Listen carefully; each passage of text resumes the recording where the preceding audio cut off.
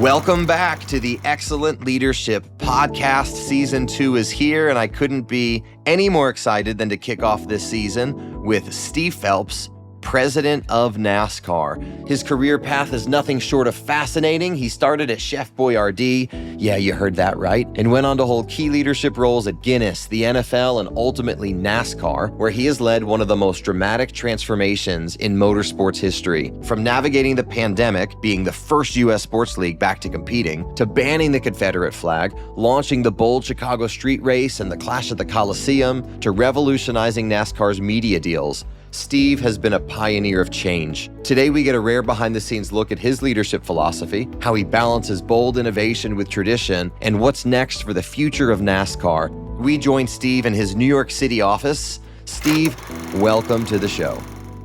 Hi, I'm Chad Biagini, host of the Excellent Leadership Podcast, joined with colleague, friend, co-host Mark Mayleben. And today we are with Steve Phelps, president of NASCAR. Steve, thanks for letting us come to your office today. This is a special treat. Yeah, it's nice to have you here in our New York office. It's always nice to get to New York, but it's a pleasure to sit down with you guys. Thank you. Excited to be here. So let's start at the beginning. If I want to do my career all over again and become a professional driver, what do I need to do? Well, there are lots of roads to become a professional driver. I took none of them because if I got on the track, it would be an issue and there would be harm to myself and my vehicle and other drivers. So yeah, lots of opportunities for you to get in a car. Typically it starts with either short track, dirt, short track, oval, some go karting, just a lot of different ways to do it. It's better to start young, as most of them do. So 5, 6, 7, 8 years old. Really? That's when they're starting? Yeah. And but it's hard. It's a tough road. And to get up to our Cup Series, which is our top series, it's you have to be incredibly talented. You have to have funding. You have to find funding either through a family member or sponsors or whatever it might be, because it's expensive to race, right? So you contrast racing in motorsports versus basketball. You need a hoop, you need some sneakers, a ball, and you're good to go, right? And then just a lot of work. If you're going to go to NASCAR at the top level, it's expensive. And so if you think about it, if you are the best basketball player in the world, you are going to play in the NBA. If you are the best race car driver in the world, maybe you don't go to NASCAR. Maybe you don't go to Formula One. Maybe you never got your shot. All these different things coming together to make it work. I bet, because in other sports, you might have a coach or a nearby parent say that kid has potential. Yeah. And they groom and cultivate that skill set in you. Yeah. And I would imagine there's lots of kids with great potential in driving, and it's just not seen or discovered. No, and that's exactly right. And it's the confluence of different things all coming together to create the opportunity. And that's what we see. Now there's exceptional talent, right? So there's a kid that's coming up right now. He's 18 years old. His name is Connor Zilic.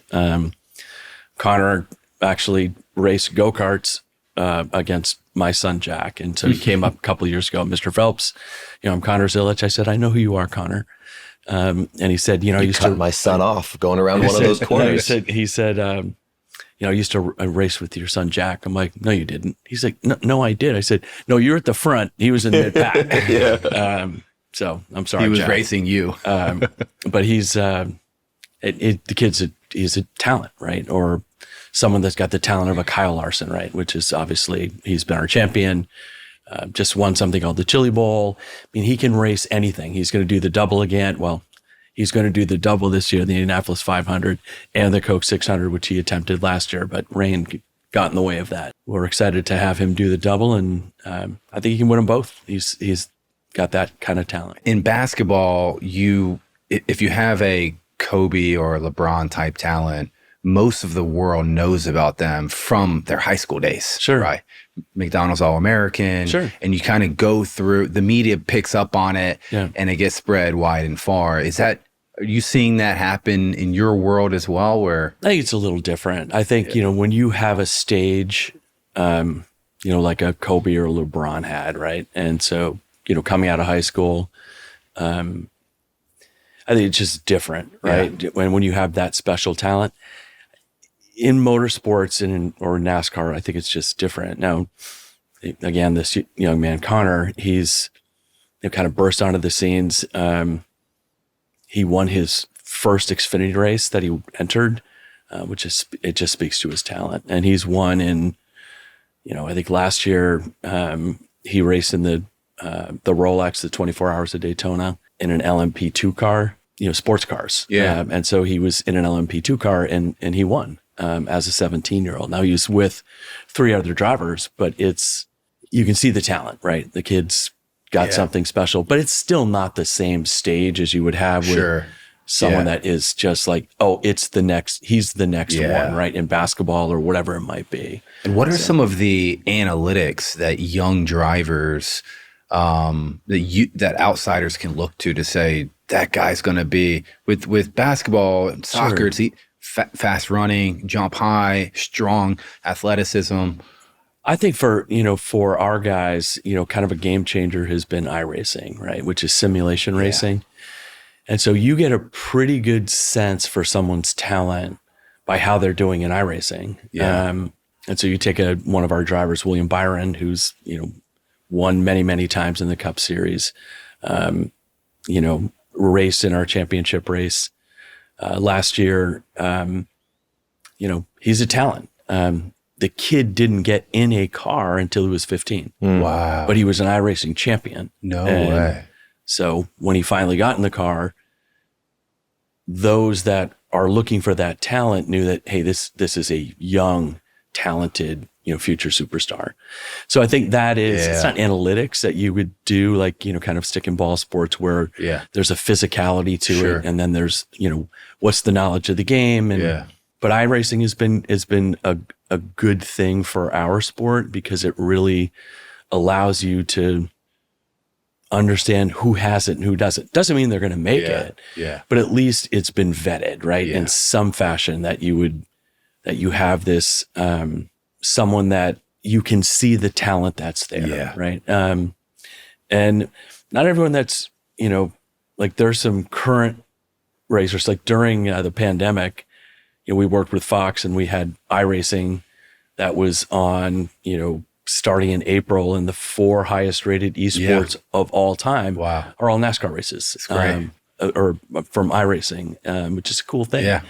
But some of our drivers really don't like sim racing. They just don't. And some aren't very good at it. And so how often do they make the transition from iRacing to happens a lot. Actual car? Yeah. Really? So we've got, even though the adrenaline spike has to be different because in one situation, if you get in a wreck iRacing, you just hit the reset button. You get in a wreck, the race is over, potentially you're injured, right? No, it's exactly right. It's a different thing altogether. Yeah. But it correlates. It does, for sure. Wow.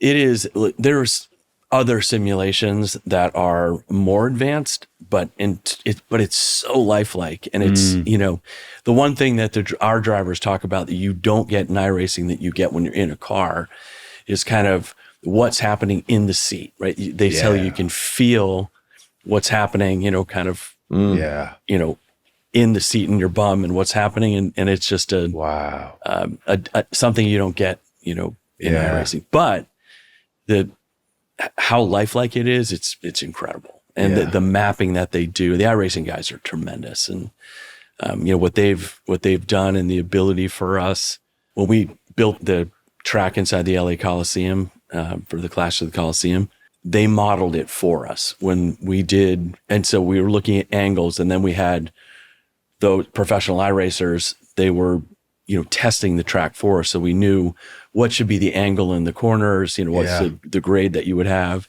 That's awesome. They did the same thing with Chicago Street, right? So they mapped the entire course. And then they had drivers drive it. So we had some idea what it was going to be like before we even went there, which was really cool. So we knew it was, so they're mapping the car, they're mapping the course. And it's just how lifelike it's just incredible. So stay there for a second, because NASCAR's been an incredible sport throughout history, but these past few years have been particularly exciting. And I imagine you've brought just a massive number of new people to the sport through Chicago Street Race and the Clash at the Coliseum and going to Mexico City this year. How does innovation like that start within an organization? And as president, how do you breed a culture that embraces innovation?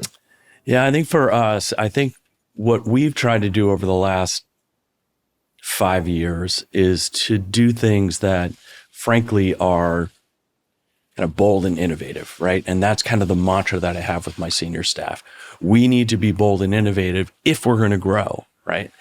I think, for 20 years plus, we're stagnant, right?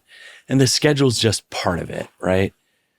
It's a very visible thing. So if you're going to, build a 1/4-mile racetrack inside the LA Coliseum, okay, that's kind of a bold thing. People are like, oh, I didn't think you could do that.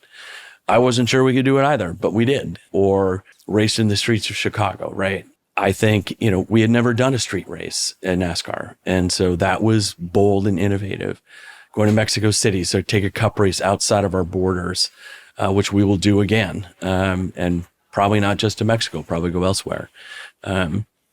So that's a visible, bold and innovative thing.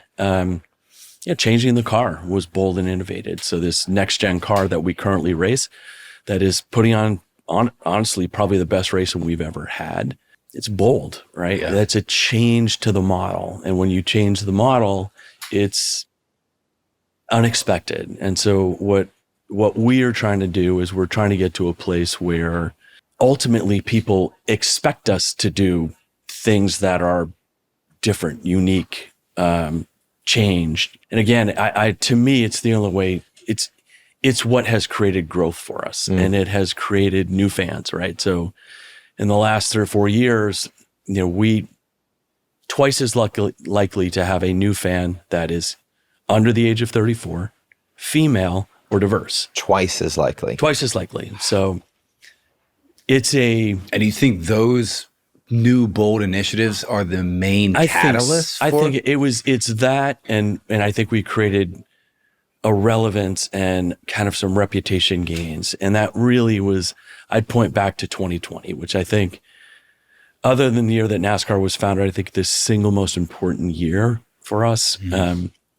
Very difficult year, obviously, because of the pandemic. But it wasn't just the pandemic. It was, we had just brought the public company ISC together with NASCAR, the private company, and we took the public company private in the fall of 2019.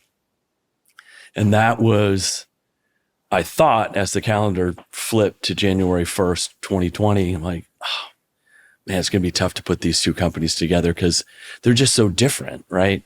How a public company is run, how the private company is run, what NASCAR was trying to do as a governing body versus the 12 racetracks that ISC had. And just the approach was so different. The cultures were different, both run by the France family. And that was the commonality, I think, kind of started and stopped. But the pandemic was hard, getting back to racing and being the first sport back to competing was our goal, which is what we accomplished. So that's great. Like mid-May, May 18th, maybe.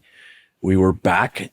So just over 2 months, we were back to racing, which is kind of crazy. I think it was 72 days. That was an important thing for us, but it's what happened after. So we took a stance on social justice. We banned the Confederate flag.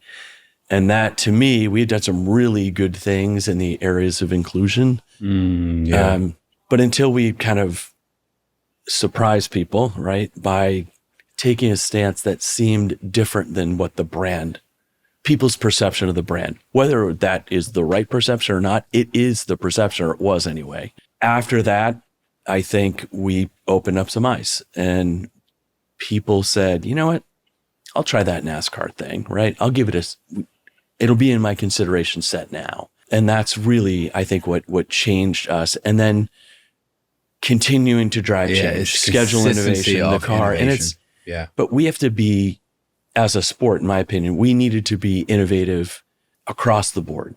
And are we completely there? We're not. Every day we gain on it, right? And so if you think about some innovations that are happening, our new media partner starting this year. So I'm excited. Me too. Amazon so Fox Prime and NBC wanted to come back.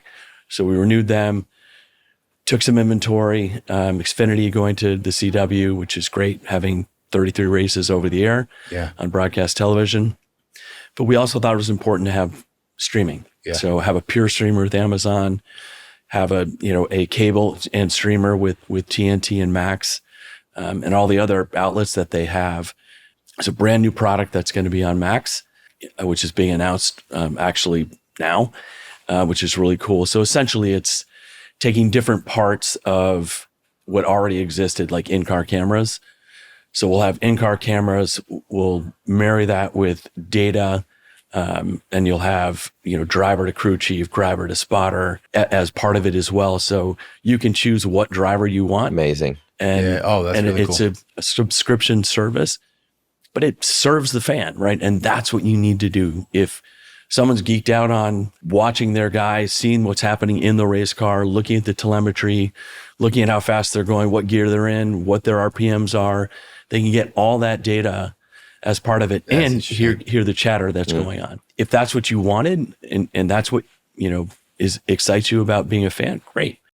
Or you can watch the Fox broadcast, or you can watch the Amazon broadcast, or you can watch the Turner broadcast. It's just having an opportunity to do things differently, we think is important. Steve, when you do that media deal with the various partners, are they pitching you on, hey, not just the economic model and the distribution model, but innovation aspects of, hey, we've got some ideas of our own about what we can bring to the broadcast that you guys never thought about before?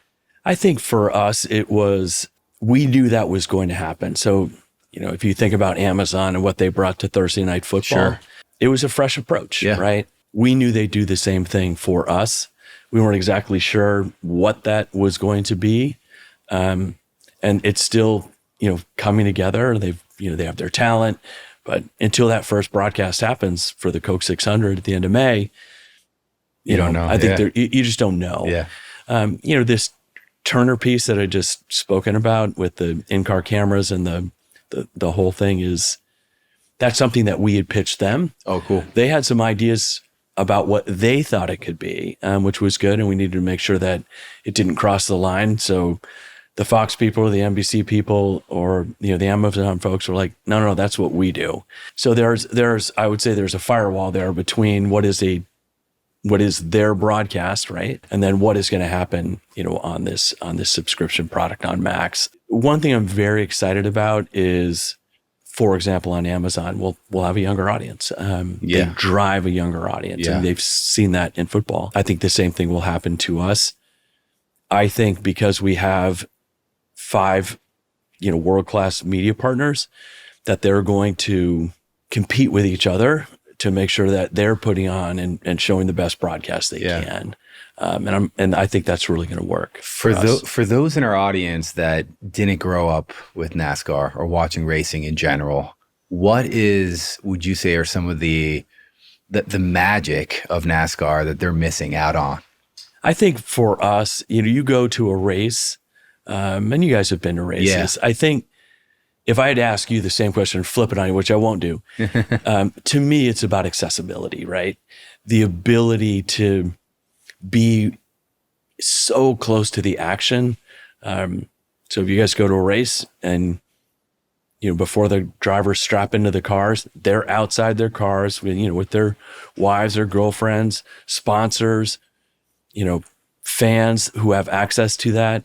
I mean, that's pretty crazy, right? That's great. And so you have the national anthem, you have the flyover, and then they strap into the seat and they're gone. Yeah.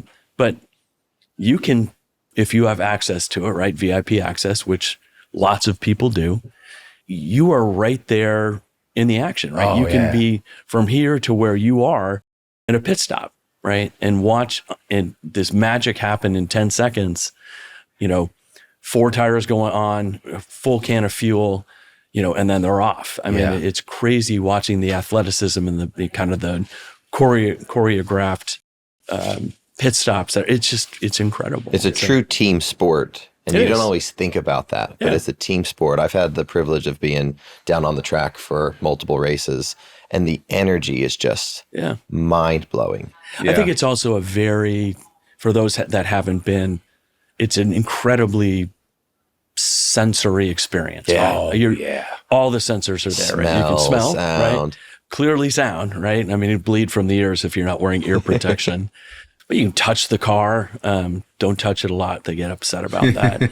The site, well, I was amazed by, the largest stadium in the country, I think, is Michigan at 108,000, 107, 108. Yeah. You guys will have 150, 200,000 people. Yeah. At the 500, yeah. To see 200,000 people screaming and yelling is unbelievable. Just that alone. I think, so the Daytona 500 in a couple of weeks, we'll have 150,000 roughly. People come there and they camp for a week, which I think is just a really cool thing and experience. Unique. And, I love going into the infield. You came from the NFL. That's a different level of tailgating. It's different. Yeah. I mean, the NFL it's a few hours. They have, you're going to tailgate in the morning, right? Then you watch the football game. You're going to go home. Some really cool creative tailgating that happens there for sure. But you're sleeping there, right? Yeah. And there are people that will camp next to each other, year after year after year. And it's kind of crazy. You have like $2 million motor coaches and then some dude in like a tent that he brought, right? At different places. And it's just, that's great. But it's and this is the thing I really love is that if you go to an infield at any NASCAR track and you wander up to a group of people that are, drinking beer, eating or whatever, they're going to welcome you, right? They're going to be like, hey, dude, come on, grab a beer, or hey, you want a hot dog or whatever it is. Who's your driver? Yeah. And they start this conversation like, that's a terrible driver. Let me tell you why you should not root for that driver. Yeah. And it's just this sense of community that exists that I think is unique. Yeah. To any other sport. And that's why I love going to the infield and just the infield is absolutely magical. Hanging out. Yeah. Chad and I took one of the best like culinary experiences of my life. Chad and I took a client to, and the magic was, the food was unbelievable, the end result, but the chefs would come out and tell you the story behind the food, and they take you into the kitchen itself and you'd see them making everything. So to Chad's point about seeing all the mechanics and the engineers and the analytics people working together, and then the car is perfect. It drives out of the hangar and straight into the track. It's unbelievable. It's really cool. I think we're in an unprecedented era right now. I talked about how great the racing is with this next gen car, and it is. The statistics would say that it's the best racing we've ever had. Kind of the eye test would tell you it's the best racing we've ever had. And you look at how close, and when they're qualifying from first to last it's insanity. And it is the most competitive grid we've ever had. And it's really, really hard to win. And so when you win, it's special. We had 18 different winners last year of our 36 races. I mean, parity. It's parity. Hey, listen, Kyle Larson won 6 races, right? Joe Logano won 4 races. But to have 18 different winners I think is a testament to, what our race teams are doing, how talented the drivers are, what our OEM partners are doing to try to help, what Goodyear does from a tire perspective. It's it takes the entire garage, right? It takes all the stakeholder groups to make this thing work. And we're a traveling circus, and it's hard. It's a long season, as we've talked about, but it's special. And I find it interesting because most of the people are, when the season ends in our championship last year, the year before, and this year will be in Phoenix. When that race ends, people are like, whew, boy, it's been a long season. And then within weeks, you're like, when are we going to start again? Yeah. Let's go. Ready to go again. And that's a lot of Steve, fun. you've been there longer than 4 years though. So when the sea change of innovation, walk us through to like the boardroom or the executive staff meeting, like what changed in you as the leader to say, it's time. We need to make bold change, and it starts now. Yeah. So I think we were in kind of a fairly slow, steady drop in interest level that happened from, 2009 to 2018, which is hard, right? So you have a lot of really good people, a lot of smart people that are working hard and doing everything in their power to make the sport that they love grow. And through any number of things, kind of the recession that hit and its impact on corporate America and their pullback, had a lot of drivers, well-known drivers, retire during that time period. When I took over as the president, we needed to do something, right? We needed to, kind of put the paddles on, right? And shock this sport into a place where it was going to do something different. And we were looking in 5 years, we were going to do our media rights deal. We were in some trouble, if we're going to be completely honest. And so we developed a plan for growth, developed a plan when we got to our media rights deal and started those in earnest in 22, and then into 23, that we were ready, right? That we were going to be a must-have sport, that 5 media partners would say, I'll raise my hand and I want to be a distribution partner of yours. But as part of that plan, it was schedule innovation. It was thinking differently about the brand, right? The pandemic was both the most difficult year and probably the best year that we had. And it was important that we did things differently. And then, convincing our we have 2 owners, Jim France and Lisa France Kennedy, that being bold and innovative was the thing to do, right? And whether it was a stance on social justice or banning the Confederate flag or, going to a next gen car or, racing, in the LA Coliseum or do street racing. Cause, there are things that we just hadn't done, but we needed to change. And I think if you think about 2018 and kind of where we were, and, Sports Business Journal does a reader poll and we would be at the bottom of the reader poll, right? Feels crappy, honestly. And it's like, no, we're a great sport and we're not the sell stock. We're a buy stock. You can tell yourself that, but you have to go and prove, that you are the buy stock. And we did. And so, in 2021, we were League of the Year, that's cool. Which was, I think, in all humility, I think we deserved it. Being the first. And it was sport back mostly with people that had been. It's not like you cleaned house, brought in all new people. We need fresh thinking in here. You got people at bit stables that have done a lot of good work for a long time. How did you get them? Because one thing to say, hey, we need to be bold and innovative. How do you get the same people to think differently? Well, I would say that some people are good at thinking differently and they wanted to embrace the change, right? And others didn't. Those that didn't, they don't work here anymore because you have to change, And I think for a while it was kind of like we were treading water and everyone else was swimming, and it doesn't work. And so we needed to not tread water. We needed to swim faster than everyone else. And I think that's what we did. And the leaders that we have now, and some people we had at that particular time too, when I think about 2020, they were eager to embrace the change. They wanted to do things differently because they knew what the potential was. And then it's just a question of, all right, you need to craft the plans that are going to work, and then you need to execute against it. I think we did a good job of that. And that's why I think you see, back to the question is why? Why are you younger? Why are you more diverse? Why are you more female?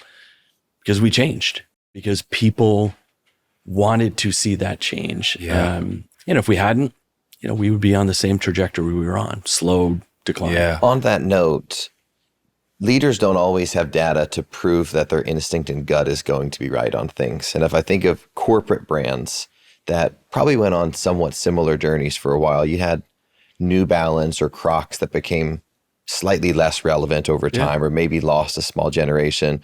You have brands like Stanley that's been around forever and they weren't as mainstream.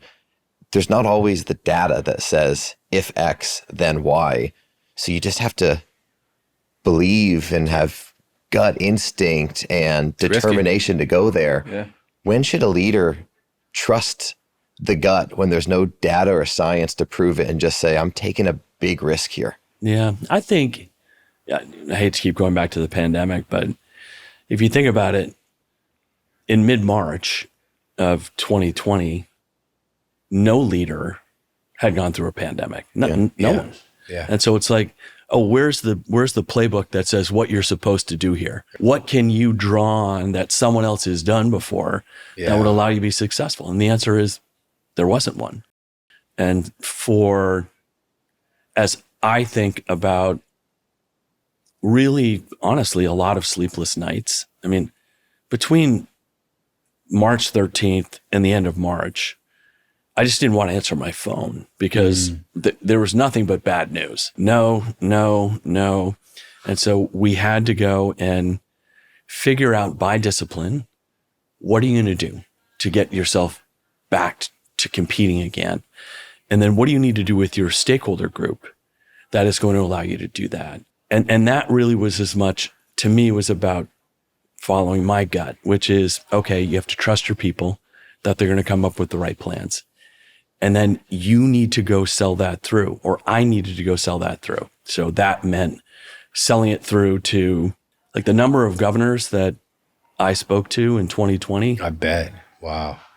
Was a lot, right? Yeah. Because you have to ask them, may we come compete in your state? Yeah, exactly. Right. And they're taking a big risk. Because they're taking a big risk. And the first governor we spoke to was Governor McMaster in South Carolina, where we have a racetrack in Darlington.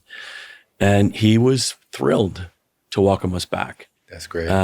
It took, if you think about an entire industry coming together. So Goodyear, we needed tires. We didn't have tires. Well, they're in a pandemic too. And so Rich Kramer, who was the CEO at the time, called Rich and say, can you build us tires to come back, right? And so he massed up his people. They, they're small batch, tires. It's not like a mass production. And they built us tires. And you think about it, it's like, well, without any tires, we can't run, right? If race teams can't build the race cars, we don't run, right? If we can't develop a plan that makes, the head of health at X state, you don't run, right? And all those things coming together, right? Or Fox, right? Yeah. Discussions with Eric Shanks, like, hey, Eric, we're going to race, midweek, and having some discussions. And he's like, well, I want to make sure my people are safe. I'm like, well, I need to make sure my people are safe. This is my flock, and we are not going to do something that's not safe. So here's the plan, right? Here's the plan to keep everyone safe. Your production people, my drivers, the crews, all my officials. Everyone needed to stay safe. Fortunately, we have some things that are beneficial if you're thinking about the spread of, COVID-19, right? Every week our guys have, PPE, right? They've got fire suits, they've got helmets on, they've got gloves.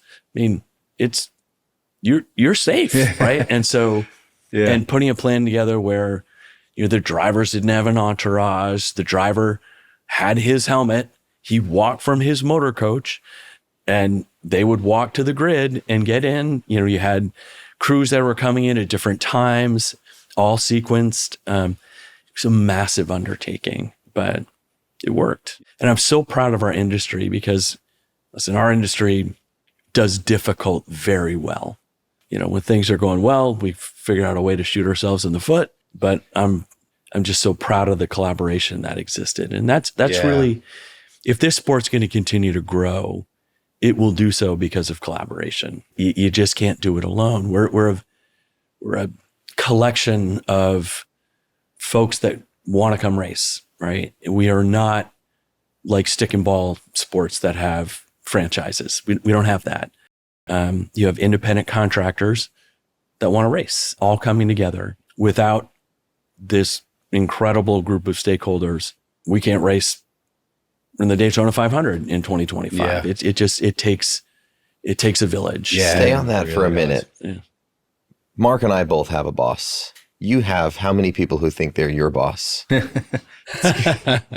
But a lot, right? Stakeholder management is a massive part of your job in working in sports. And we see all the time, sometimes people coming from other industries who are incredibly competent and capable, but they underestimate collaboration in stakeholder management. You can't just build that arena because you have the money to build that arena. There's a lot of people who have to be part of that. I think it's a really good point, Chad. It's you have to build trust.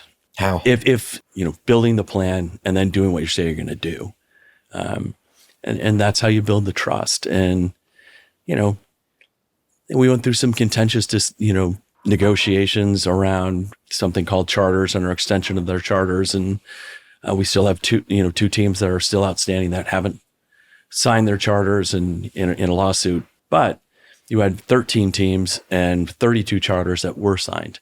And they were signed because there was a trust level that existed between our owners and our team owners and NASCAR that, we're better off together. We're better off making sure that we are extending these charters because the system works better with these charters. And I believe that to be true. But it's history, right? You have to earn that trust. And that comes with, years of hopefully doing what, I say I was going to do with these owners, or Speedway Motorsports, who owns, 11 or 12 tracks, independent teams, our broadcast partners, right? Doing what we say we're going to do. And that's why I think Fox and NBC came back, in addition to the audience, obviously. And that's how we're going to grow. And to me, the single most important part of my job is to get this industry that is so disparate to come together as one. And if I'm able to do that, we're successful. And if I'm not, we may be successful, but we certainly won't optimize the success if we're trying to do this alone. It's just it's hard. I'm betting that we're going to do that, right? And I'm not suggesting we don't do it now, but it needs to be better, right? We will be more successful the more we work with our race teams, the more we work with racetracks that we don't own, and then getting everyone on board. So here's our vision about where we're going, and will you follow? And the reason why you should follow is because, hey, maybe in the short term, it may be more difficult for you. In the long term, you will win. You will be more successful. Your enterprise value is going to increase. Your race team is going to be more successful. Your racetrack is going to have more success because working together to create something that's, bigger than the sum of the parts is really, it is the most important thing that we have to do in order to continue to have success. Steve, I've met a lot of people who've worked with you and for you over the years. What I've seen, a lot of people who are kind, yet still high charging, honest, caring. How do you suss that out in an interview process to make sure you're bringing someone in who's going to fit NASCAR's values and that they're not going to take the train off the tracks? Yeah, so I'll go back to a recent hire. I think a guy you both know, Craig Stimmel. And when I interviewed Craig, I saw functional excellence in his ability to sell, right? A track record of selling.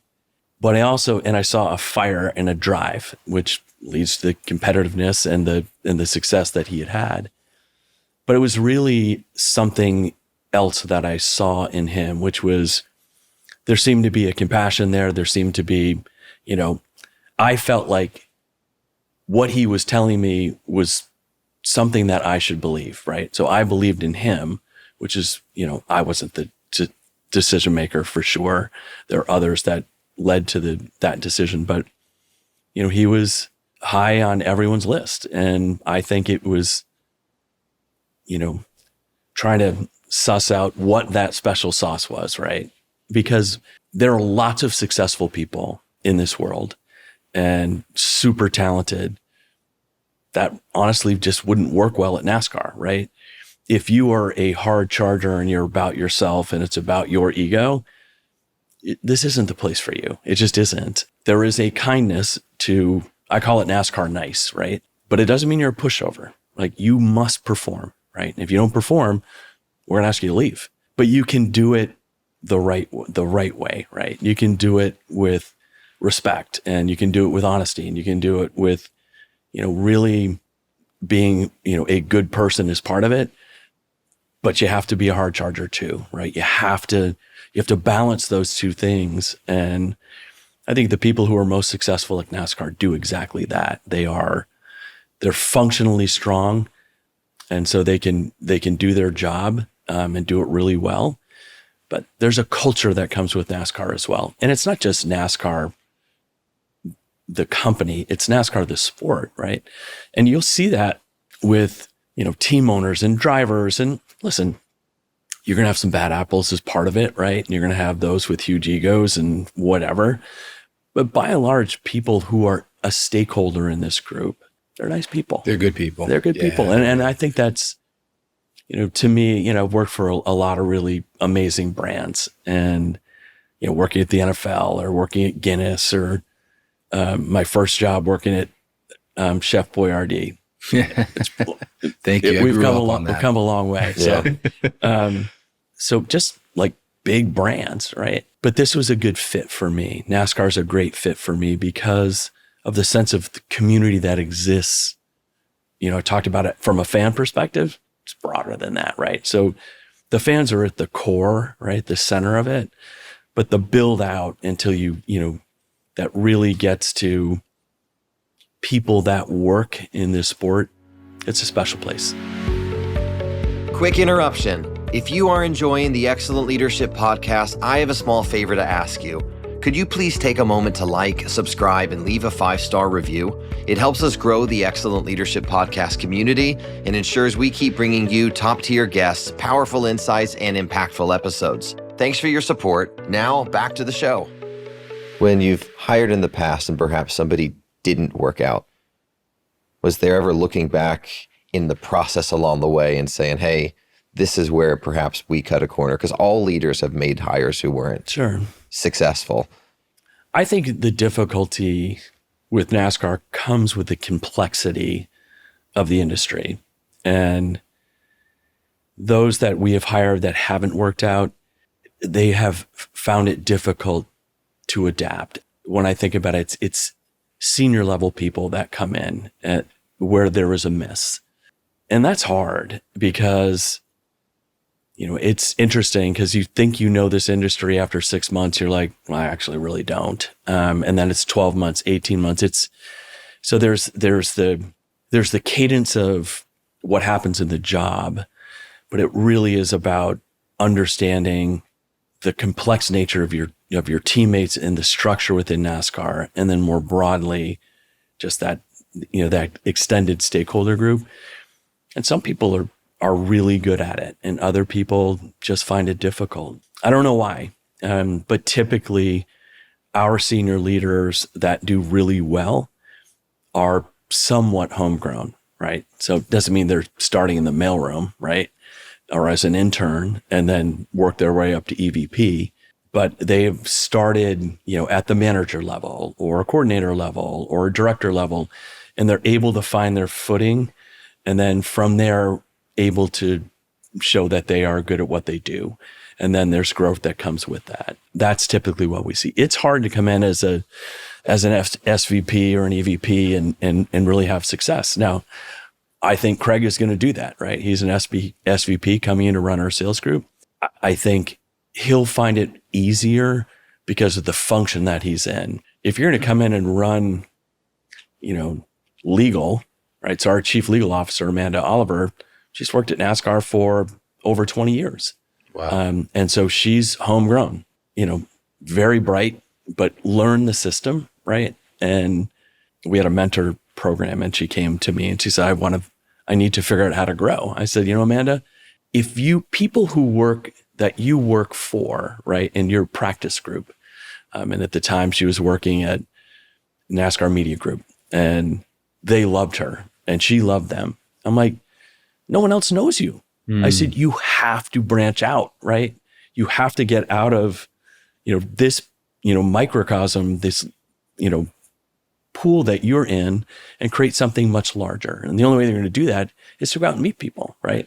And that's exactly what she did. And she grew and grew and grew. And then when, Gary Crotty retired, it was an easy pick. to put her in to take his role. And she's done a great job. Is that typically internally how some of your best leaders have gone into their roles? Or is it also, hey, Brian Herbst, we can't lose this guy. Yeah. So what else can we add to his play to advance his career, his development? Or is it Brian coming to you and saying, hey, I want to do something a little bit broader than I have now? Yeah. No, I think it's really, I think it's another perfect example, right? So Brian started as a coordinator. Wow. And he's been at NASCAR 20 years, 21 years maybe. Each area that he had oversight, he did well. And so we just kept adding and adding and adding, same with Tim Clark. So Tim Clark came in and he was a director. He was one of our first employees that we hired when we took our digital rights back from Turner. And then he grew, and then he ran digital and social. Now he runs, brand, communications, content, obviously digital and social is a subset of that. And he's done really well. And he's done well because he works hard, he's really smart, and can work within the system, right? He's a quiet leader that just gets shit done. But it's a testament to, I think, your style of leadership too. I mean, probably the single most popular question we get as executive recruiters is, Mark, I want to be a future president. Yeah. I'm currently the chief legal officer or the chief revenue officer. How do I do it? Usually the advice is, well, you've got, similar to what you're saying, you got to do more than legal. You've got to do it. And the easiest way to do that is have a conversation with your CEO now and just be honest. What other areas of the business can I help you with? I think it's interesting, right? If you think of someone like Steve O'Donnell, who's our chief operating officer, he wasn't looking to be our chief operating officer. It was thrust on him because we needed him to do it. He was the candidate to do it, right? Yeah. And it's not like he came to me and said, hey, I need more, and I want to make more money, and I want to be the chief operating officer. I want to take your job. That never happened, right? Or you talk like Brian or Tim and be like, hey, we need to move this around. I'm going to take this function from you and I give it to him or her because that's what the business needs. And like, I'm good with that. Like, that's great. It's people that this isn't my territory, right? This is not your company, right? You're a part of what makes this company go, but it's not like these are all my employees and you can't take them down because they're mine. It's like, no, they're not. Wow. We are all a collective, right? And we have 1,350 employees. How we deploy those 1,350 really is up to the senior management team, right? Yeah. Because of areas that we need to grow in, like content and data, we've had to put more human capital there, right? And put, infusion of dollars there that are non-human, which means that there are other areas that are not growing or that are not as important to the business where we've had to contract. And those are difficult decisions, but those are decisions that need to be made if you're going to continue to grow. Right? Yeah. How frequently should presidents look at their org chart and make material changes to reporting relations? That's a hard one. I think I would suggest that you should always be looking. If you're always doing it and you're tweaking along the way, then the need for wholesale changes probably won't be there, unless there's just a threat to the business, right? Or the business is just stagnating and something needs to change. Again, I'll go back to Tim and Brian. They are always, Tim Clark, Brian Herbst, they're always looking, how can we be better, right? So what is it that we're trying to achieve, right? Objectively, what are the objectives that we have? And then how are we going to be structured the right way to achieve those objectives? And then constantly looking at, do we have the right people in the right boxes, right? Should they be elevated? Should they go across over here because their skill set would suggest they'd be better over here? Or should they be replaced, right? And then promote someone or bring someone from the outside. They do that constantly. I'm not suggesting every leader that we have in our building or our buildings, they take the same approach. They don't. And that has to do with leadership style, has to do with, ability to adapt to change, all kinds of different things. Yeah. And so it's up to me and it's up to Steve O'Donnell to push them to get to a place where they're honestly a level of discomfort. Because I think people, when they get too comfortable and they get complacent, I think the business starts to stagnate. So I'm not talking about, a cattle prod for people. I'm talking, and I'm not literally, I'm talking about how do you just continue to push people so you're getting the best out of them, right? And then they have a level of pride of, look what we accomplished together, right? Yeah. This is what we did. And I think right now, my management team is such that they're all rooting for each other, right? This isn't a competition between each other. It's like, no, I'm rooting for you because if you're successful, I'm going to be successful and we're all going to be successful. And I know that sounds cliche, but I think the way my management team is now, I really believe that's happening. It has taken some departures in order to get us there. And sort of, through retirement or whatever it might be, those are hard decisions in some cases, right? And then rewarding the people that are doing your best work, because it's about, to me, the word for 2025 for my management team is about accountability. I'm going to give you the opportunity to shine, right? And I'm going to give you the resources, hopefully necessary, to allow you to shine, but I'm going to hold you accountable to it too, right? So I'm not going to sit on you. You are your own, executive, but it's up to you to make sure that you're accomplishing what you need to accomplish. And I will hold you accountable. You And said 2025, the word's accountability. Do you have a word every single year as a business leader? I would say, so every year it's collaboration, but we're going to put accountability next to that as well. So I'll hold myself accountable for the collaboration. And I'll hold my people to make sure that they're collaborating as well. So we had a team owner council meeting yesterday, which is with our cup teams and representatives from every team there. I had said to them, I have a mandate to my team, to my management team, is that we are going to find wins early and often with our race teams, whether they're revenue opportunities or they're increased visibility, sponsorship, whatever that might be, that we are going to bring to you. That's my pledge to you. And that's what I've asked my people to do. And I will hold them accountable to do just that because it's important.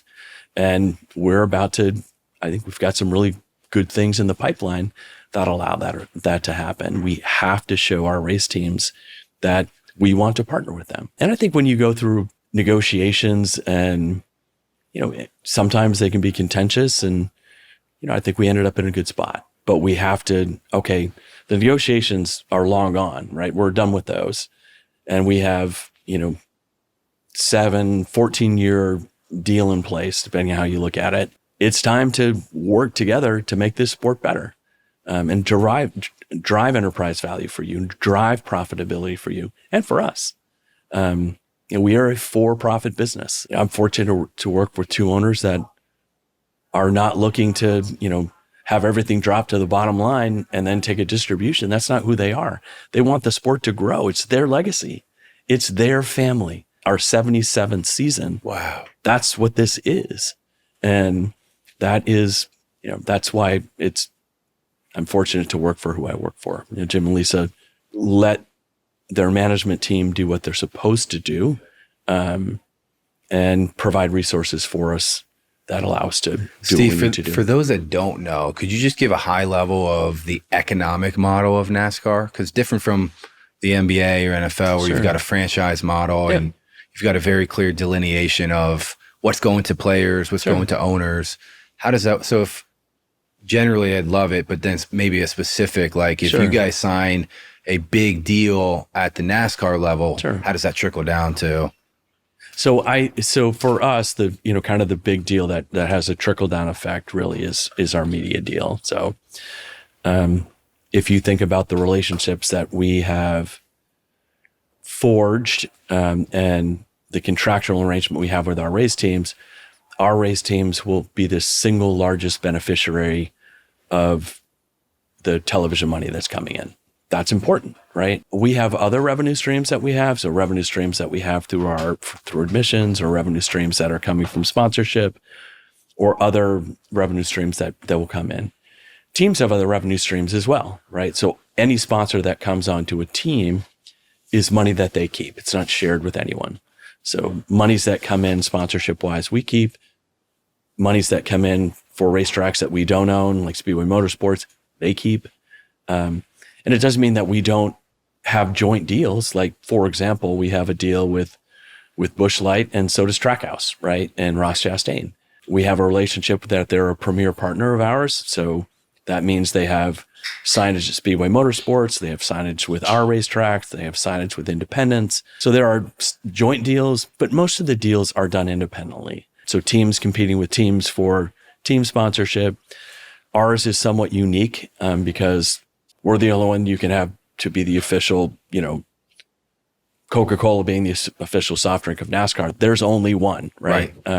Other revenue streams and kind of how that breaks, the drivers themselves contract with the race teams. And that depends on the driver and the team and how long those deals are, how much is guaranteed, how much are they competing for on the racetrack. Yeah. What our race teams know as part of their charter agreement is there's fixed money that goes to every race team equally. And then there's money that's variable that depends on where they race and kind of how they finish. And everyone understands how that breaks. And so you have a good understanding heading into the year, what money is coming from NASCAR and what money I have to compete for. And same with the drivers. Obviously there are driver contracts. Some are multi-year, some are single year. It is a different system. It's a different system, right? For sure. And so is that similar with the rules and the formats? Like if you want to make a next gen car or do a street race, what's the internal stakeholder approval process? Yeah. So I would say we're far more transparent than we have been in the past. So we've just started something called an owner advisory council, which is made up of 3 owners. And then there are 3 of us at NASCAR that sit on this council as well. And it's really meant for the first time to look long-term and have our teams be part of that, right? And we do something similar, with racetracks that we don't own, with Marcus Smith and his team at Speedway Motorsports and the independents. So there's some level of transparency about what's going to happen in the future. So you brought up street race. The street race was really developed internally. It was developed by an internal group that vetted the opportunity. And so the teams were, not early on in the kind of decision-making process. But if you ask, we were with some teams the other day and they were talking about how, it was actually in the owner advisory group, and they were talking about how special Chicago street race is for their sponsors and what they do that's unique and different and special about that race. And I've been public about this before. It's a financial beatdown for NASCAR. It just is. Yeah, I bet. And so the logistics challenge. It's hard. What I will say is we spent last year $50 million to put on that race. We didn't bring in $50 million in revenue. We just didn't. Wow. Is it still, in my opinion, one of the best decisions that we've made to go race on the streets of Chicago? Yeah, I believe that. We heard from both Amazon and from Turner. Yeah. At the most senior levels that what you're doing to create something unique, different, bold, and innovative, Chicago street race is the embodiment of that. Totally. Right? And that's it's hard to quantify all the earned media you got too. Oh, for sure. And listen, it was a love letter to the city of Chicago at a time when the city of Chicago needed it, honestly. Totally. So that first year, I think the people were saying, I can't believe you're going to Chicago, all the crime that's there. It's like, we'll be fine. And we were. And people who went there like, wow, this is beautiful. Yeah. And the cool thing for us is 80% of the people who bought tickets had never attended a NASCAR race, have to do things differently. So it doesn't mean you can't do some things the same. Yeah. And it doesn't, and it's not change for change's sake. It just isn't.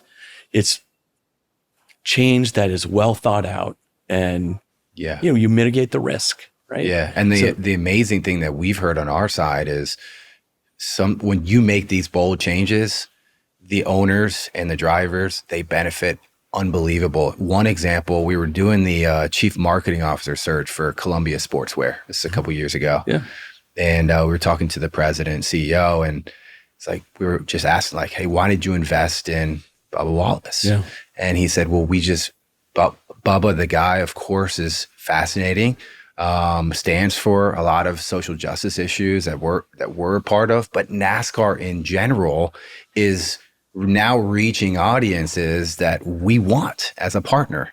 And so financially, it just makes a lot of sense for us to partner with NASCAR and Bubba to reach those new audiences. And who would have thought that a clothing brand based in Pacific Northwest would be especially they're known for fishing, and they're known for hunting and things like this, right? So it was a good example of the changes you're making at the league level or the organizing level impact drivers. No, I agree. I think it's interesting, right? Because if you think back, we had some really good programs that, from an inclusion standpoint, but until 2020 and kind of the impediment that was moved, which was certainly a stance on social justice, but it was really the Confederate flag, right? Because it was kind of this immovable object, and we were doing so many good things, and you just get to, okay, but that was hard. And so getting brands to partner with us in the areas of inclusion was hard. It's a tough sell at that time. And I'm like, and then it just makes me smile to think about after that, right? So in 21 and beyond, brands are like, hey, we want to get involved with your inclusion efforts. I'm like, how great is that? Yeah. It's just a sea change, because I think people's perceptions of the brand were such that it was, you're old, you're white, and you're Southern. Totally. And we had to change the perception of the brand. And listen, as a brand guy, I use the word brand probably way too much, and people are like, you're a sport. I'm like, yes, we're a sport, but we are a brand. And if people's perception of your brand is that it's here, when in fact it's actually over here, then we're not doing a good enough job bridging the gap, right? To have people understand that we're here as a brand. We're not here. And that is something that we've worked really hard at. Listen, we still have a long way to go. We do, because there are still people's perceptions of our brand that I think are not right. What do you want people's perception of the brand to be? I want people's perception of the brand to be, we're an exciting sport that is welcome to all. If we can get people to think that way, right? Come try us, right? You're going to be pleasantly surprised. So typically, if someone goes to a race, like if I can get someone to a race, they're going to be a fan. They just are. Now, what level of avidity, I don't know. And even if you don't become, kind of this avid fan, there's going to be an appreciation for what you saw, the scale of what it means to come to a NASCAR Cup race that you just don't know until you're there. Like, the facilities are massive. Like the Daytona International Speedway is a massive facility, huge. Right? Yeah. And, in a couple of weeks, it's going to be chock full of people just having a ball. And here's what I would say. If you go to the Daytona 500 and you're on the grid next to a car and there's a driver from me to Chad, and the national anthem is sung or played, and then the Thunderbirds fly over, if you don't get chills, right, and goosebumps, you're not human. You're not. There's something wrong, right? You should. It's time to go live, in the North Pole or something. Yes. It is exciting, right? And then the crescendo that builds to the green flag. The driver start your engines, right, and then the parade laps, and then the green flag, and just this cacophony of sound. If you go down and at any of our races, but certainly, races that are a mile and longer, right? If you go down to the fence when they're going by, you can feel it go right through you. It is again, we talked about it being a sensory experience. Forget the noise, right? Because you have to have ear protection. Just that rush of seeing the speed of the cars, and then physically, you can actually feels like something has gone through you, and you're like, I don't even know what that was. So next time you go to the races, you must do that. Yeah. I do. Because need to do that, yeah. going to pit road's really cool, right? Because you get to see, they're right there, and the pit stops are so cool, and just the athleticism of the pit crews, and it's just the sights and sound of the whole thing. But you go on the other side of that fence where they're going 200 miles per hour, right next to you, because if you think about it, you have a catch fence, right? And then a lot of times, the drivers are driving, as I look at that picture behind you, they're driving right next to the wall. And so they're 200 miles per hour right there. It's unbelievable. And there are 40 of them. And that's it's a really cool experience. So yeah, I don't do it at every race, but well, it helps with recruitment too, because believe it or not, I met Craig a couple years ago, and he might correct me later. I'm pretty sure it was his first NASCAR race ever. And now he's your head of sales. So see, it works. It works for fandom, but also for also the employer brand. Yeah. Well, but I think it's a really good point. I also think if you think about NASCAR as an employer, it was important for us to diversify our employee base. If you do that, in my opinion, you just get better, right? It's a diversity of thought. And so for us, because of the changes that we made in 2020, it opened up the aperture for others to come to NASCAR to be employed, right? Totally. They're like, I'll do that. And I'll give you an example. I heard from both Eric Ryan, who heads up comms for us, and John Ferguson, who is our chief human resource officer. They came here because of the changes that were made, right? It's important, two great. Black men, right? Yeah. That they said, NASCAR's for me. Yeah. I want to work there because they're making a difference, and they want to do things that are welcoming, right? Yeah. They want to broaden their fan base, which is exactly what we want to do. I find it interesting. Everyone in our industry thinks they're at the center of the universe, right? Yeah. They are the center of our industry. I'll say we're at the center. I'll be bold and say that we are. If we can't do it, right, with our own employee base, how can we expect the rest of the stakeholder groups to want to do it too, right? You can, right? Yeah. You have to do it yourself and say, you know what? And it's not a stretch, right? You can do it. We want to be younger, more women in overall, but in executive positions as well. And we want people of color. Well, gee, doesn't that sound like what we're doing with the fan base? It's happening. It's happening. And so I think being intentional about it was important. Yeah. And listen, I know right now there's some struggles in that space, right? Yeah. And so I think it really, to me, is not about moving backwards on your inclusion efforts. It's just talking about it differently, right? Yeah. Because we are not, it's interesting, right? When you're talking about inclusion, you're a couple of white dudes like me. I want you as my fans, right? And I want you as my, to work with us, right? It's not that I'm trying to exclude people by having inclusion. It's not what that means. It's making the tent larger.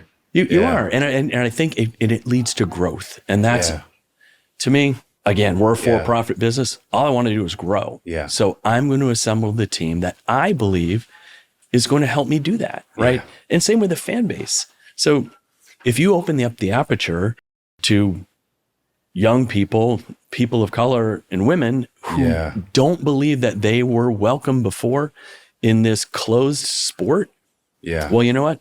You are. Yeah. And we see that, right? You see it with ownership. Mm-hmm. So look at the owners that we have now, right? And there are more coming, which I can't get into, but you can break it here if you want to. I'm not breaking news. Dun, dun, dun. But, you have, a guy, New York Racing, John Cohen, African-American guy, Michael Jordan, right? Pitbull with Trackhouse. And there are more that are coming. That's and they're cool. taking, really exciting. And it's not just, I'm not trying to dog other places, but these are not situations where, hey, I'll give you 1% of the team if you say that you're an owner kind of thing. Yeah. These people are putting money out, right? They're an outlay of cash, real money, in order to buy a percentage of the team. Mm-hmm. And I think that's an important distinction.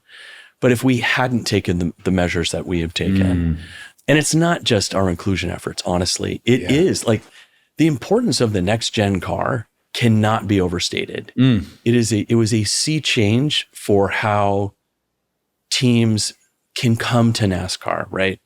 So if you talk to Justin Marks, Justin Marks would say, but for the next gen car, I would not be here. I wouldn't. And then you look at his driver lineup, right? He's got Daniel Suarez, Mexican born. He's got Shane Van Gisbergen, who's an SVG, who is from New Zealand, who is going to race full time in Cup for him this year. And you've got the watermelon man, Ross Chastain, who's a Florida boy who grew up on a watermelon farm. And to me, he's got the most interesting driver lineup. Daniel Suarez he's just all of them. They're, I don't know Shane as well as I know Ross and Daniel, but they're just terrific. And their owner, Justin Marks, who's, I don't know how old he is, 42, 43, 44, whatever he is, a young owner who loves racing. He was a racer himself. Having him come to the sport and really bring innovation, right? He's doing it differently. That's cool. That's what you need, right? Yeah. He understands the importance of a great driver lineup and what content can do for you and driving his own brand, right? He didn't call it Justin Marks Racing, right? He called it Trackhouse, right? And he did that purposefully. I don't have to put my name on a building to let people know that I'm Trackhouse. And then forged a relationship with Pitbull, who has been terrific, loves himself some NASCAR. And it's just it's cool to see pop icons and those like Pitbull getting more involved in the sport. As you're looking at the pipeline of driver talent, do you think we're going to see the next Danica, the next Bubba come up and really just be a huge face of the sport? I do. I mean, if you look at kind of where the pipeline is right now, so you've got lots of Mexican drivers who are bursting onto the scene in our lower series. So if you think of NASCAR, there are 3 national series: our Cup Series, which is our top, our Xfinity Series, which is our second level, and then our Craftsman Truck Series, which is, kind of the third level. So kind of in order. But then we have a series that we own called ARCA. And then you've got touring and regional series all over the country. And then we've got a series in Mexico, a series in Canada, a series in Europe, a series in Brazil, all there to develop talent, develop owners, and develop fans. So Daniel Suarez came from the Mexico series, didn't speak a lick of English, came here, was our Xfinity Series champion, has won races at the Cup level. He's just a terrific human and a great race car driver. And he is making a difference. I saw a study last year where NASCAR was second only to Major League Soccer in terms of its makeup of Hispanics. Oh, wow. Who would have known that? Who would have known that? Jeez.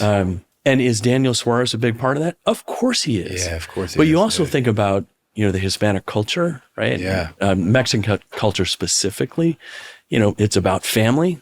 They love cars. And food. Right? The tailgate, I bet, is they love. Yeah, that's NASCAR. Community. And It's what NASCAR's about. And that's what NASCAR's about. And so it's a great place. And so there's a program that Daniel does with Coke that's called Daniel's Amigos. And so it's bringing the Mexican culture to NASCAR races. And so when Daniel won in Sonoma, he had 400 of Daniel's Amigos there. And we're like, let them come onto the grid because they're behind, behind the fence. And so they all came, and they have music that's playing. Oh, and the it was energy must have been it was through the crazy. roof. It was so fun. Yeah, and that's a lot of fun. It was, to me, Daniel and I have a special relationship. So when he won that race, it was emotional really cool. for us both. And then got a call from Carlos Slim, who has always been a backer of Daniel and rooting for Daniel because he's really all about, making sure the Mexican culture is coming. He loves auto racing. He loves himself some NASCAR. And That's so great. He called me and said, "You never lost faith in Daniel. I want to thank you for that." And I didn't. And That's awesome. Daniel knows that, and I know that, and Carlos Slim knows that. And I knew that Daniel would win at our Cup Series. That's great. And he did. So he won again last year. in one of the closest three-way races in NASCAR history. Unbelievable. Really cool. That's a great story. So you've done the Clash, the street race, Mexican race. What's coming down the racetrack? So I have nothing to break again. But I no, will say just generally speaking, it sounds like pushing. International is definitely a big. We're going to focus. continue the international expansion, and we got some things we have to work with the other governing bodies elsewhere to make sure that we're all copacetic in following the rules. Yeah. Are we going to see any cool partnerships with like NASCAR drivers playing golf with Tiger Woods or NASCAR drivers I think you'll see a lot, playing soccer in Mexico? I think you see a lot more of that. And I think we have seen some of that, right? Whether you're talking about Bubba being in a, Post Malone, video, or, it's just having our drivers be in unexpected places is important. So for the first time, we've implemented something called our Driver Ambassador Program, which just kicked off last month, where we were taking a significant portion of money off the top of our TV deal, and the drivers will compete with each other to build their own brands through content related things. So cool. Having them be in unexpected places around the country, around the world, in different content is something that we're really excited about, right? And it's huge for building fans. So there's lots of different things that we're. So Ryan Blaney was in this anti-hate campaign that all the leagues participated in, including NASCAR. And to me, having kind of, you're judged by the company you keep, and for us to have adjacencies to the NFL and the NBA, Major League Baseball, the NHL, Major League Soccer, and others is important for us, right? Particularly since we are not a stick and ball sport, right? Yeah. We are the outlier. And as the outlier, to be included into that is an important thing for us as a brand. And it really is about shaping the brand and creating relevance. And that's what we're trying to do. Yeah. But you need to do it at all levels, right? I need to do it in the position that I'm in. Our drivers need to do it. Our teams need to participate. Tracks that we don't own need to do it. All those things are important. It's amazing the content that some of these athletes are putting out have bigger followings than the leagues themselves or the team.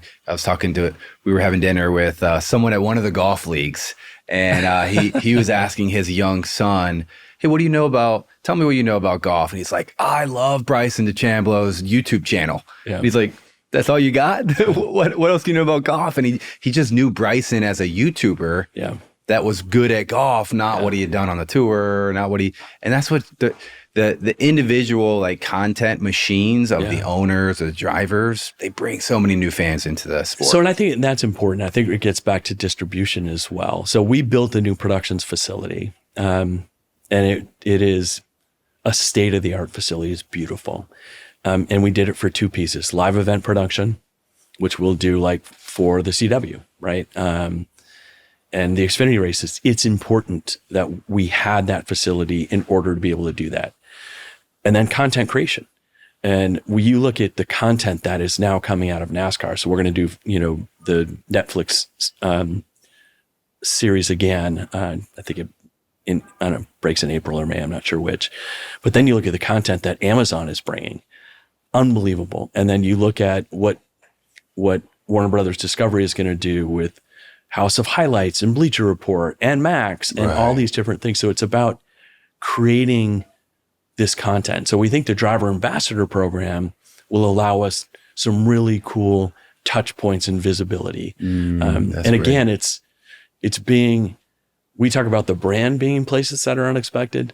We need our drivers to do that as well, because I think that the hard part, if you think about NASCAR, the brand as a licensed product is either first or second every year. And I don't want that. I want our drivers, the top 20 drivers, to be ahead of the NASCAR brand. Yeah. Right now, they're not. Oh, that's interesting. And we have, so this notion of driver star power is really important in driving that and is really critical to the success of the sport. We know it.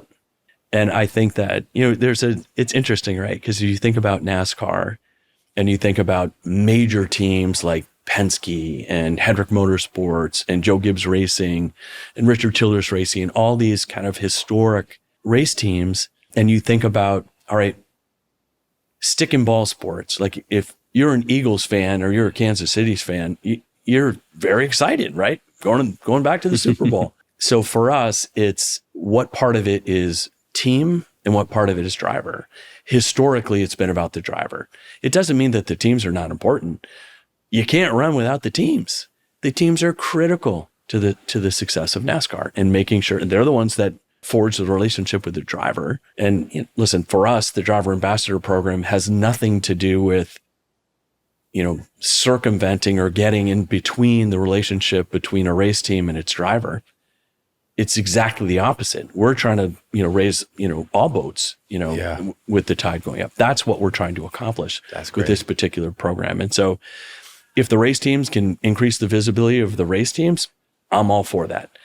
If it is, but the drivers are the ones, right? The personalities in the sport, drivers, crew chiefs, even the owners themselves. We have, our owners are iconic. They are. Yeah. So it's everyone doing their part in order to make this sport grow. Yeah. How do you take care of yourself when you travel this much? You look great. Yeah, you so do. what's the secret for 26 weekends on the road? I have good metabolism. But that doesn't just happen naturally. So you eat well? I eat well. So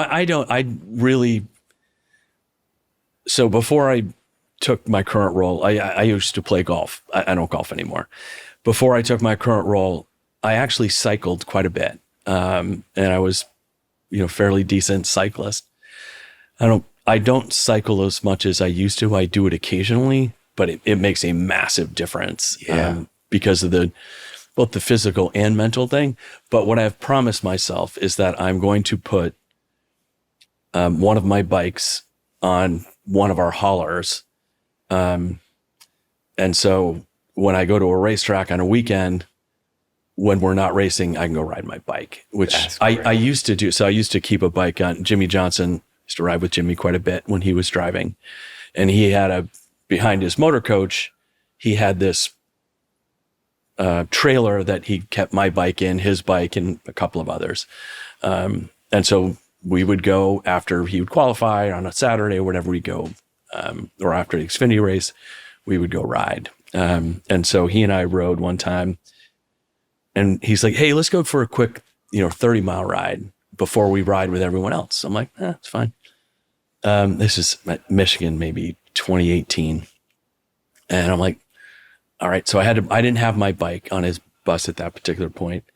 And so I had to borrow Eric Amarola's bike, who was driving with us at the time. So, and I had to buy shoes and just everything, the kit and everything was not. It was hard exactly right. So it was fine. So then after we went on our 30-mile deal, we met, guys that worked in the crew chiefs. Chase Elliott rode that day. Who else rode? There were like 3 or 4 drivers in addition to Jimmy. And so we rode, and the crew guys decided, hey, we're just going to keep going. We'll go to Ann Arbor. And then we were going to turn back. We were turning back. And so there were 5 of us. And then it's Michigan in the summer, so it stays late, but it was getting dark. So Jimmy and I rode 109 miles that day. Wow. So it was, and he was very funny. He's like, I'm sure you didn't eat. And I'm like, nah, I didn't really eat. He's like, you're an idiot. So, What happened to the other guys that kept going? Jeez. So they were fine. So they were, I think we were more than halfway to Ann Arbor when we turned around to go back to the racetrack.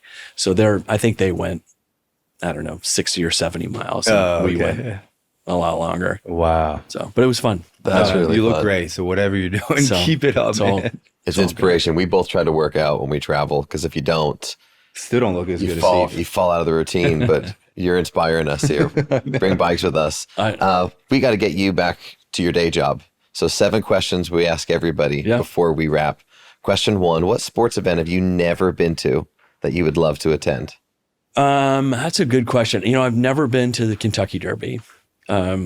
So that would be You're like the third or fourth person that has said that'd be a cool. That's one that is high on a lot of people's lists. What are you going to wear when you go? I'll wear a hat. Yeah. No, I'm kidding. I have no idea. I hope to be in the infield, right?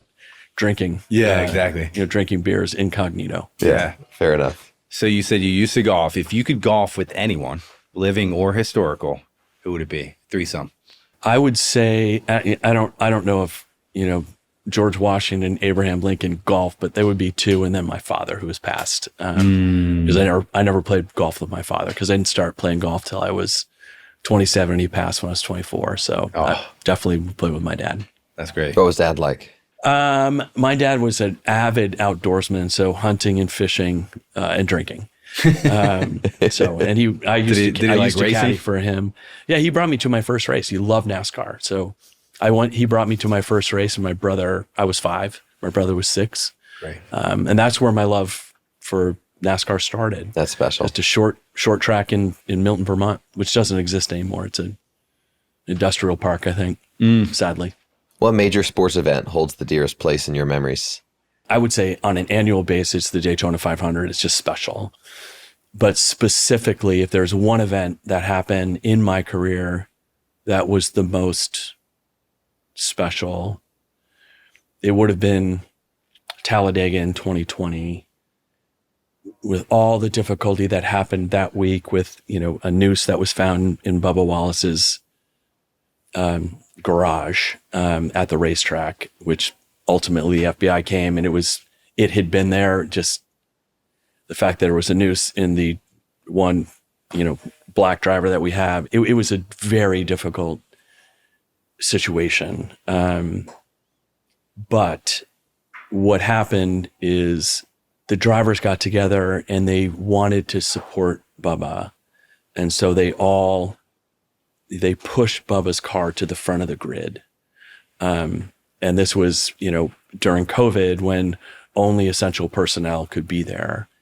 And watching Richard Petty hug Bubba, and then all the drivers touch him, right? And say, we're with you, was, That was beautiful. It was, wow.